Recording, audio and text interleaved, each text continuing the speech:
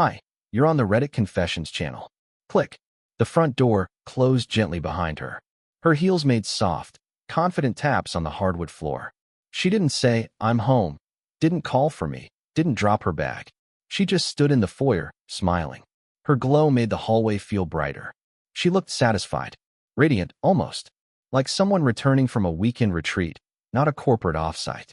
I was in the kitchen, watching the pot boil, not for food, just for noise.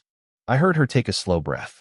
"You would not believe how insane this trip was," she laughed, finally walking in and setting her suitcase down beside the counter.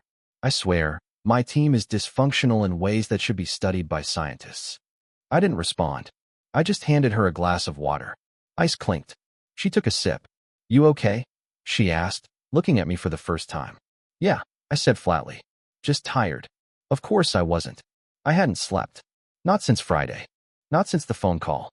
Not since I found the deleted text draft on her tablet. Not since I realized she was in Denver, not Charlotte. She leaned against the counter. "So much to unpack," she said, still grinning. "They want me to lead the next client presentation. Honestly, it's flattering." I nodded once, then tilted my head slightly and asked, "Did the presentation happen before or after the couple's massage?" Her face, instantly, irrevocably, lost its light. She blinked twice. "What?" "You heard me." She placed the glass down, suddenly careful, like it might break. "What are you talking about?" I pulled my phone from my pocket and tapped the screen. A forwarded email. From the hotel. With her name. A timestamp. And a receipt. Spa services. Room 723. 2 guests. "Want to explain?" I asked, voice trembling. "Why a team-building event included lavender oil and champagne for 2. Silence. Not dramatic silence. Not movie scene silence. Real silence. The kind where every second is a scream in disguise. She opened her mouth, then closed it, then laughed. Actually laughed. "Oh my God, you're being serious." I said nothing. "You went through my stuff?" she snapped, suddenly shifting from amused to angry. "No," I replied. "They sent the receipt to our joint email. The one you forgot I still check." And just like that, her face twisted into something I hadn't seen in years. Not guilt. Fear. She backed away like I had just turned into someone dangerous. But the truth is, I was still me. Still the idiot who bought her that suitcase. Still the guy who ironed her favorite blouse before she left. Only now I had questions. And she had no good answers. She paced. Not dramatically. Just short, twitchy steps. Like her body couldn't decide whether to stay and fight or bolt out the back door. I stood still. Arms crossed. I didn't raise my voice. I didn't cry. I didn't even blink. Because I wanted her to feel it. That unbearable pressure of being caught without a script. "That receipt doesn't mean anything," she finally said, forcing a breathy laugh. "You seriously think I went on a romantic getaway during a work trip? Lowell, be serious." I held up my phone again. Swipe. Another email. This one from her airline. Flight change confirmation to Denver. The timestamp was from the day before she left. I had more. The location metadata from a selfie she posted to her work Slack, pretending it was from a conference room. But the photo? The background was a hotel balcony with mountains behind her. I knew because I reverse searched the image like a lunatic at 2 a.m. "I don't think you went on a romantic getaway," I finally said. "I think you never went to Charlotte at all." Her jaw twitched. That's always how I know she's lying. Her jaw. She clenched it the same way she did the night she told me she forgot to mention having drinks with her ex a year ago. And I believed her then. I wanted to believe her now. "You're overreacting," she said, softer now, switching tactics. "You don't know what kind of pressure I've been under lately. You've been so checked out, Lowell. This marriage hasn't felt like a partnership for a long time." Oh, there it was. The shift. The blame grenade rolled slowly across the floor with a sweet little smile. I almost laughed. I almost let it happen again, me taking the fall for her mess. But I didn't. Instead, I walked over to the drawer and pulled out the envelope I'd prepared that morning. Inside, a printed copy of every digital breadcrumb she thought she deleted. I placed it on the table between us. She stared at it like it might bite her. "This isn't about a weak marriage," I whispered. "It's about you making me feel insane for trusting you." She didn't move, didn't reach for the envelope. She just stood there, shoulders stiff, lips parted, silence choking the room. That's when I knew. She wasn't shocked because I accused her. She was shocked because she'd been so sure I'd never look. For a moment, we just stood there in a standoff of breathing and blinking. No shouting, no slamming, just the awful tension of two people who both know something irreversible had just cracked open. She stared at the envelope like she was weighing its weight, calculating if the lies inside could still be twisted into something forgivable. I think part of her believed she still had control, that she could spin it, that she could cry the right way, time it perfectly, maybe even turn it around on me again, just like she had before. She finally reached for it, but she didn't open it. Instead, she set it aside and folded her arms in that defensive posture I hated. "Lowell," she began, voice flat and strategic, "I need you to stop going through my things. This isn't healthy. It's obsessive." There it was again, her favorite fallback, making me feel like I'm the unstable one. I used to fall for it, used to spiral into self-doubt. But this time, something was different. I had receipts, literal and emotional, and my spine was tired of bending. So I imagined the spa bill, the flight change, the selfie from the balcony in Denver. I asked. She didn't answer that, just let her lips press together in a way that told me she was buying herself a few more seconds to think. The silence was so thick, I swear I could hear the refrigerator humming in judgment. "Okay," she finally said. "Yes, I went to Denver, but it wasn't what you think." I tilted my head. "Then what was it?" She hesitated. "I needed time to think," she muttered. "About us." I laughed. I actually laughed. Not because it was funny, but because she genuinely thought that sounded noble.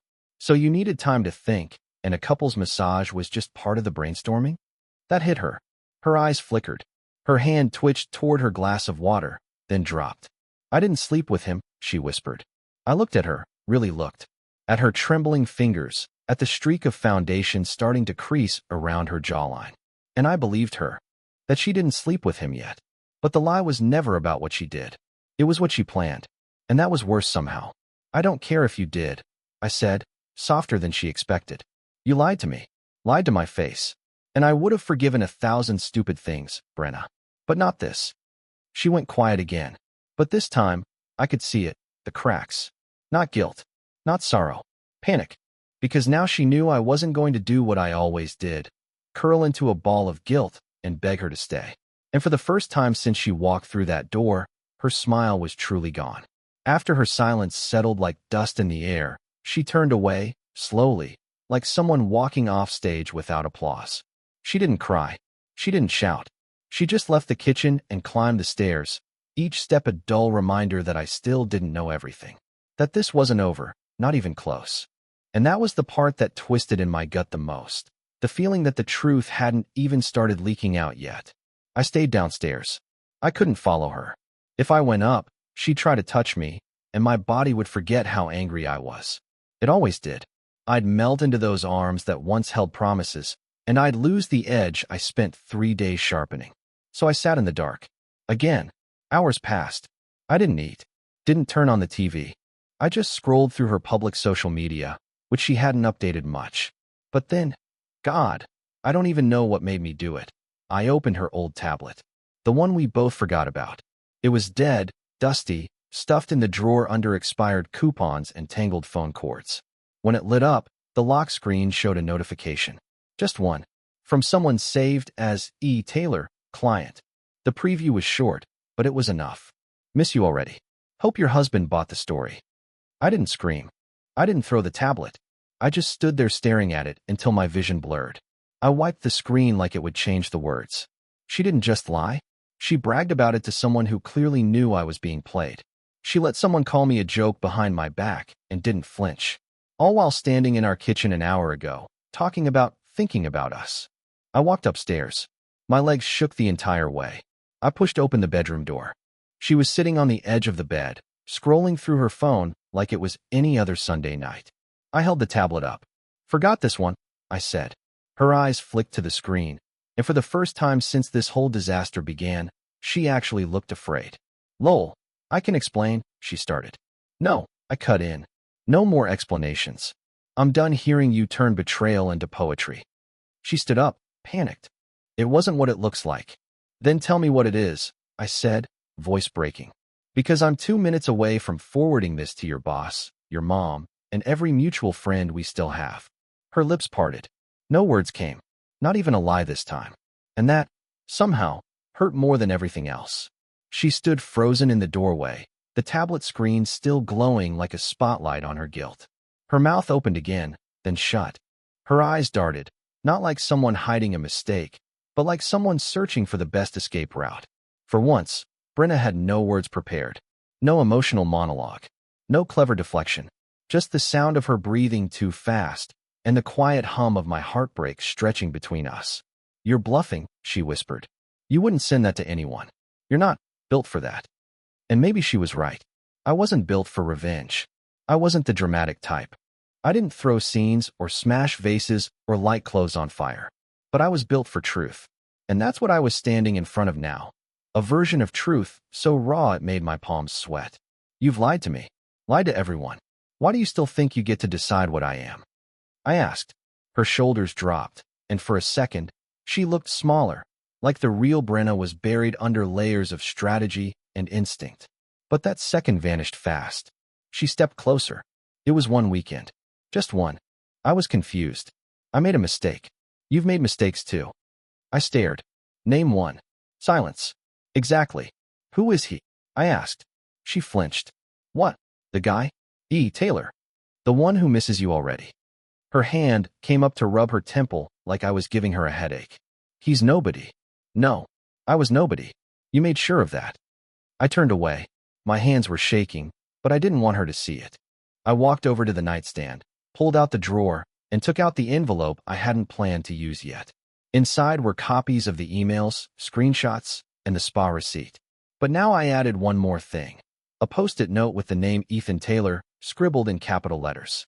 "I'm giving you until tomorrow," I said quietly, "to tell me everything. No edits. No spin. If I catch one more lie in your voice, I walk." Her voice cracked. "Lowell, don't do this. We can fix this." "I swear, he means nothing." "Then saying his name shouldn't be this hard," I snapped. "Say it." She didn't. And that told me more than anything ever had. The night dragged like a slow funeral. She didn't follow me downstairs. She didn't say my name. The house felt colder than usual. Maybe because the illusion of us had finally shattered, and all that remained was the awkward weight of two strangers waiting for one to move first. I sat on the couch with the envelope in my lap, thumbing the edge of it like it might give me answers just by touch. My phone buzzed a few times. Her, probably, or maybe my sister checking in again. I didn't open a single message. Not until 2:03 a.m. when the stairs creaked. She stood at the bottom, barefoot, wrapped in her robe like it was armor. Her face was pale, lips dry, but her eyes, those damn eyes, were still calculating. Still looking for a version of the truth that wouldn't make her the villain. "I couldn't sleep," she said. Neither could I. She moved toward the armchair, but didn't sit. She hovered, hands clasped like she was at a press conference. I hated how familiar this all felt. Like we'd done this dance before. Only this time, the music was off. I didn't tell you about Denver because I knew how it would sound. But it wasn't some romantic getaway, she began. "Ethan's on our West Coast account. We've been working together for months." It got blurry. I stared. She went on. "It started with long calls. Late nights. Just venting. Then drinks. And then this trip. I needed to see what it was." I blinked. "What it was?" "You risked our marriage to figure out if your emotional pen pal gave you butterflies in person?" It wasn't supposed to go that far. But it did. She nodded slowly, eyes dropping to the floor. "Did you sleep with him?" "No," she whispered. "But I thought about it." She said it like that made it better. I leaned back into the couch, heart pounding so loud I could hear it echo in my ears. "You thought about it, while lying to me, while kissing me goodbye, while asking me to water your orchid like everything was fine." She didn't answer. She didn't need to. I stood up, took the envelope, and walked past her. "Where are you going?" she asked, voice cracking. "To sleep in a place where the truth doesn't have to be dragged out of someone drop by drop." She didn't follow. And somehow, that still hurt more than if she had begged me to stay. I didn't sleep that night, not really. I stared at the ceiling of the guest room, replaying every detail I'd missed over the last few months. Every late-night text she claimed was just a client. Every dinner she said ran long. Every smile that didn't quite reach her eyes when she looked at me. You'd think the truth would bring clarity. But it didn't. It brought noise, relentless, buzzing noise in my head that made it impossible to rest. By morning, I felt like a stranger in my own skin. I went upstairs, not knowing what I'd find. Maybe she'd be gone. Maybe she'd be packing. Maybe she'd be curled up crying like in some movie where the cheater suddenly remembers they had a heart. But she wasn't doing any of that. She was making coffee, calmly, like it was just another Monday. Like our marriage wasn't dangling off a ledge. And her ring? It wasn't on her finger. I stood in the doorway, staring. She must have noticed the way my eyes locked on her bare hand, because she immediately tried to play it off. "It was digging into me while I slept," she said, reaching for the cabinet. I took it off. "It's upstairs." But we both knew that wasn't true. It hadn't dug into her hand when she wore it on our wedding night, or on the day I held her hand in the hospital when her father passed, or the morning she told me she wanted to start a family, before she changed her mind. She poured a cup, turned, and asked, "Do you want one?" That was it. No apology. No begging. No mention of Ethan. Like the truth she admitted just hours earlier had been erased in the night. "Where do we go from here, Brenna?" I asked. She hesitated. "We talk. We go to therapy. We try." I laughed, not because it was funny, but because it was pathetic. Therapy? Now, after I had to drag her betrayal out like pulling teeth? After she willingly, consciously, emotionally left me months ago and only confessed when I had her cornered? "Do you love him?" I asked. Her mouth opened, closed. Then, "I don't know." Those 3 words. That was all I needed. I stepped back from the kitchen, nodding slowly. "Then there's nothing to fix. Because I do know. And I won't spend another year hoping you figure it out." I walked toward the door. She didn't stop me. Didn't ask where I was going. She just stood there, holding her mug like it was the only thing left that didn't betray her. And maybe it was. 2 weeks passed before I saw her again. Not because she left, I did. I packed a duffel bag, grabbed my laptop, and moved into a long-term rental I found online that same morning. I didn't leave a dramatic note or a teary voicemail. I just left my ring in the bathroom sink and closed the door softly behind me. The silence that followed was oddly comforting. For once, no pretending. No walking on eggshells. No smiling through someone else's lies. Just me, my thoughts, and the slow unraveling of everything I had built around a woman who no longer knew what, or who, she wanted. She reached out a few times. Nothing desperate, just short, neutral texts like, "I hope you're okay," and "Let me know if you want to talk." I didn't block her. I just didn't respond. I didn't know her more words. I'd spent years handing them out like candy, hoping one of them would fix us. But some things aren't broken. They're finished. And as strange as it sounds, I felt lighter. I went back to the basics. I took long walks. I cooked for myself, badly, but with effort.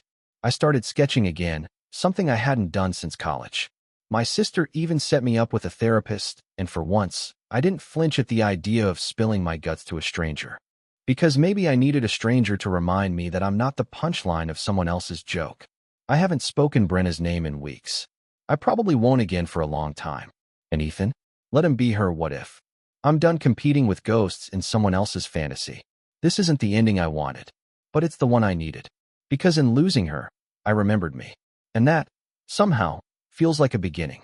Thanks for following this journey here on Reddit Confessions. Which moment in the story hit you hardest? The deleted text, the spa receipt, or the missing ring? Drop your thoughts in the comments below, and don't forget to subscribe for more powerful real-life stories.